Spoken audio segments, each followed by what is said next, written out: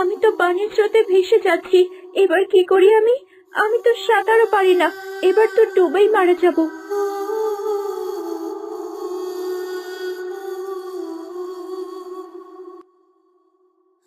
ওই তো একটা পাথর, দেখি কোনোভাবে পাথরটাকে আঁকড়ে ধরতে পারি কিনা।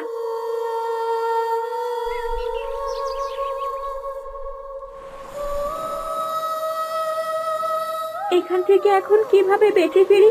মাথায় যে আঘাত পেয়েছি, শরীরটাও খুব খারাপ লাগছে। এই অবস্থায় তো বেশিক্ষণ পাথরটা ধরেও রাখতে পারবো না।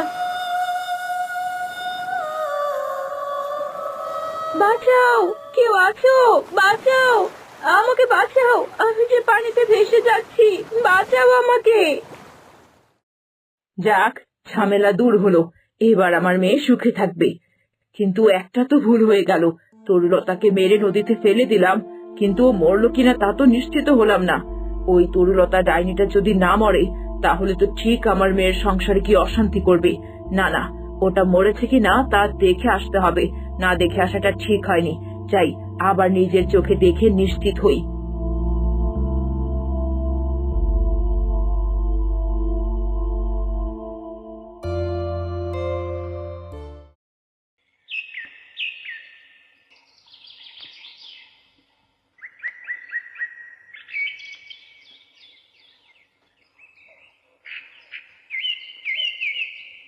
এখানে নদীর ধারে তো কেউ নেই, আর আমিও কি বোকা, হুট করে চলে এলাম।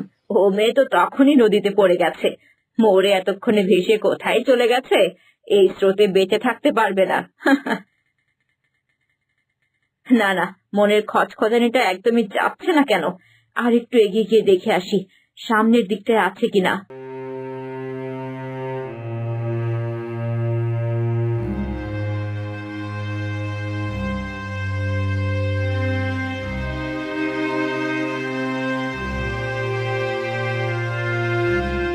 না, কোথাও দেখতে পাচ্ছি না। ওই তরুটা মরে কোথাও ভেসে গেছে, কে জানে। না না, আর সময় নষ্ট করে লাভ নেই, আমি বরং বাড়ি ফিরে যাই। বাঁচাও, কে আছো? বাঁচাও, আমাকে বাঁচাও, আমি যে মরে গেলাম। বাঁচাও, কে আছো? বাঁচাও। আরে, কে জানি বাঁচাও বাঁচাও করে চিৎকার করছে না? বাঁচাও আমাকে, কে আছো? বাঁচাও। হ্যাঁ, তাই তো, শব্দটা তো মনে হয় ওই সামনে থেকে আসছে। একটু এগিয়ে গিয়ে দেখি তো।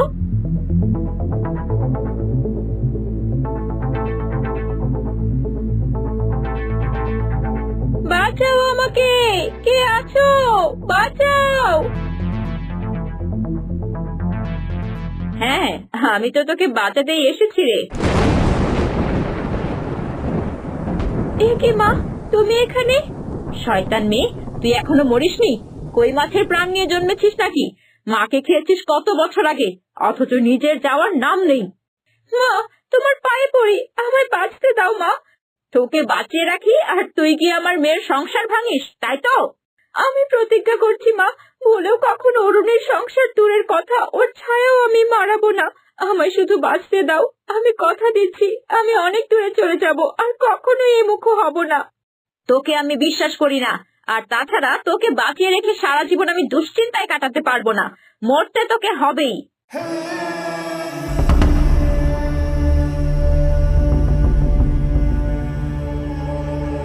না মা, না, এই পাথরটা আমার উপর মেরো না, আমি ডুবে যাব, আমাকে বাঁচতে দাও মা। না, তোকে আমি কিছুতেই বাঁচতে দেব না। তরুলতা, তোকে মরতেই হবে, মরতেই হবে তোকে।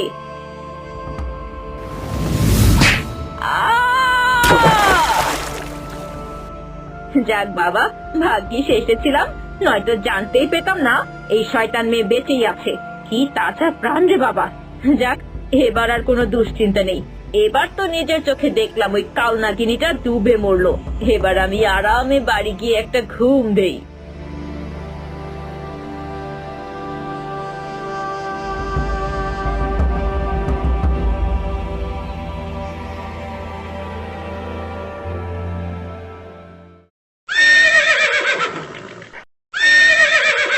তরুলতা, ওই যে সামনের বিশাল দরজা দেখছো, ওটা আমাদের রাজপ্রাসাদ। আজ থেকে প্রাসাদের সুগন্ধি তুমি। তোমার রূপ আর গুণে এই প্রাসাদ সুবিহিত থাকবে। তুমি চিন্তা করো না রাজপুত্র, আমি প্রাসাদকে নিজের করে নেব। চলো এবার আমরা রাজপ্রাসাদে যাই, বাবা আমাদের জন্য অপেক্ষা করছে। হ্যাঁ, তাই চলো রাজপুত্র। বাঁচাও, কে আছো, বাঁচাও আমাকে।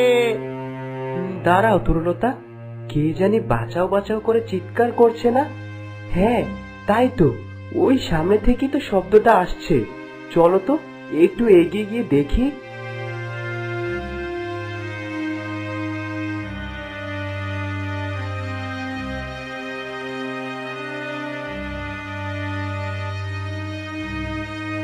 কে তুমি?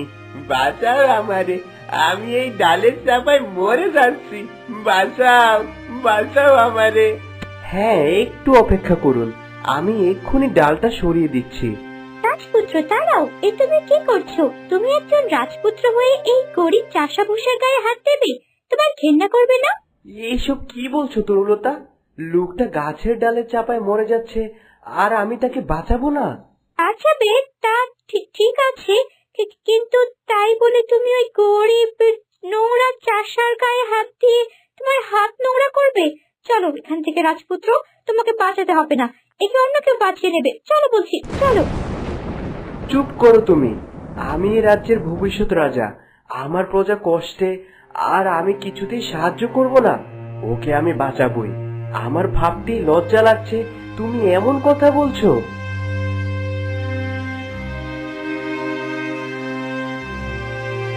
তোমাকে কি বলে যে ধন্যবাদ দিব? তুমি কিনা রাজপুত্র হইয়া নিজ হাতে আমারে বাঁচালে, প্রভু তোমার অনেক ভালো করবে।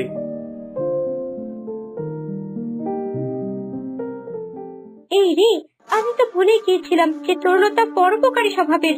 না না, আমায় আরো সাবধান থাকতে হবে, নয়তো ধরা পড়ে যাব। এই পাতা দেখ, পানি দিয়ে ওটা কি ভেসে আসছে। দেখতে তো একদম মানুষের মতো লাগছিলে। আরে ওটা তো একটা মেয়ে। কি বলিস? তাড়াতাড়ি তোর পাতাগুলো বেলে ধর, তুই আর আমি মিলে ওকে পাড়ে তুলি। আহারে, কি ফুটফুটে মেয়েটা, এভাবে কে ওকে মারলো রে? কি জানি, মনে হচ্ছে কেউ তার মাথায় সজোরে আঘাত করেছে। দেখ, ওই যে মাথায় রক্তের চিহ্ন। হ্যাঁ তাই তো দেখছি, কিন্তু এই মেয়েটা কি বেঁচে আছে? দেখে তো বোঝাই যাচ্ছে না বেঁচে আছে না মরে গেছে। এক কাজ করি, নদীর রানীকে ডাকি, তিনি নিশ্চয়ই একে সুস্থ করতে পারেন। হ্যাঁ সেটাই ভালো হবে, তবে নদীর রানীকে ডাক। নদীর রানী, ও নদীর রানী, একটু উপরে উঠে এসো না। এখানে যে একটা মেয়ে খুব বিপদে পড়েছে, তাকে বাঁচাতে হবে যে। রানী ব্যস্ত আছেন, ডাকছো কেন আমায় বলো। এই দেখো না, এই মেয়েটাকে কে যেন খুব জোরে আঘাত করেছে, ওকে একটু রানীমার কাছে নিয়ে যাও না, তিনি তাকে অবশ্যই সুস্থ করে দেবেন। ঠিক আছে, ওকে আমি নদীর রানীর কাছে নিয়ে যাচ্ছি। তোমার আবার কি হলো তরুলতা? হ্যাঁ না, আসলে আমার এমন করা উচিত হয়নি, আমায় ক্ষমা করো তুমি। ঠিক আছে, চলো এবার প্রাসাদে যাই, বাবার সাথে তোমাকে দেখা করিয়ে দেই। হ্যাঁ চলো।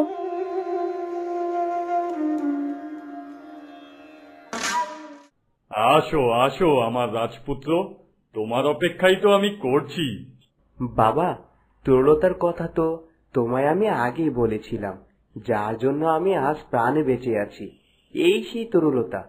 হ্যাঁ রে মা, আমি যে তোমায় কি বলে ধন্যবাদ দিব, তোমার জন্য আমার রাজপুত্র প্রাণে বেঁচেছে। চপ করলো এই তরলতাটা, আর প্রশংসা পাচ্ছি আমি। বাহ, প্রশংসা শুনতে ভালোই লাগছে। না বাবা, ধন্যবাদ দিয়ে আমাকে ছোট করবেন না, ওটা তো আমার কর্তব্য ছিল রাজপুত্রকে বাঁচানোর। বাহ, কি সুন্দর করে কথা বলে আমার মাটা। এই, কে কোথায় আছিস? আমার মাকে সুসজ্জিত করার জন্য গহনা নিয়ে আয়। দাসী, গহনা নিয়ে তরুলতা মায়ের কাছে দাঁড়াও, আমি নিজ হাতে ওকে এগুলো পরিয়ে দেব।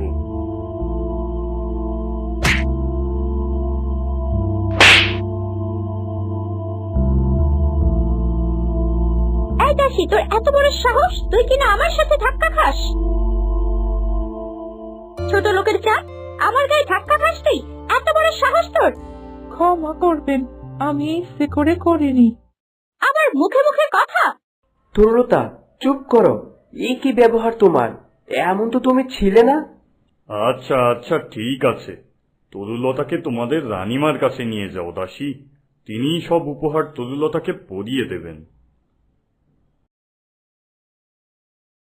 মিহির, তোমার উপর আমার পূর্ণ বিশ্বাস আছে বাবা, যে তুমি মানুষ চিনতে ভুল করবে না। কিন্তু তরুলতার এ কি ব্যবহার? তোমার মা আজ পর্যন্ত কোনো দাসীর সাথে একটু উচ্চস্বরেও কথা বলেনি, অথচ তরুলতা প্রথম দিন এসেই একজনের গায়ে হাত তুলল। আমি কিছুতেই বুঝতে পারছি না বাবা, ওর মতো নরম স্বভাবের মেয়ে এমন ব্যবহার কিভাবে করলো, আমি তাই ভেবে পাচ্ছি না। গায়ের মেয়ে তো, হঠাৎ রাজপ্রাসাদ থেকে হয়তো নিজেকে সামলাতে পারেনি। কিন্তু ও তো এমন নয় বাবা। আচ্ছা, তুমি চিন্তা করো না বাবা, তোমার মা ওকে সব শিখিয়ে পড়িয়ে নেবে। সে হবে ভবিষ্যৎ রানী, তাকে তো সব বুঝে নিতেই হবে। যাও, এবার তোমার মায়ের সাথে দেখা করে এসো, আর আমিও যাই, একটু বাগান থেকে ঘুরে আসি। ঠিক আছে বাবা। এমনটা তো হওয়ার কথা ছিল না। বাবার কথাই কি ঠিক? এত বড় প্রাসাদ দেখে ওর স্বভাব বদলে গেল, নাকি এর মধ্যেও আরো কোনো বিষয় রয়েছে? এই কি মেঘা, তুমি কাকে নিয়ে এসেছো? দেখুন না রানীমা, এই মেয়েটা নাকি নদীতে ভেসে যাচ্ছিল। ওই লতাপাতা গাছগুলো এই মেয়েটাকে নদী থেকে তুলেছে এবং আপনাকে প্রাণপণে ডাকছিল এই মেয়েটিকে বাঁচানোর জন্য। তাই তো আমি ওকে আপনার কাছেই নিয়ে আসলাম।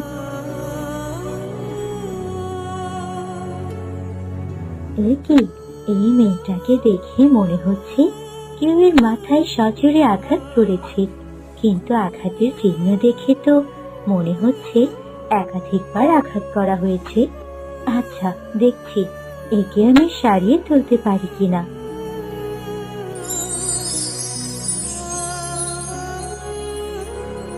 না, আমার জাদুবিদ্যা তো এই মেয়েকে কোনোভাবেই বাঁচিয়ে তুলতে পারছে না। রানীমা, আর একটু ভালোভাবে দেখুন না, যদি কিছু করতে পারেন। আচ্ছা, দেখছি।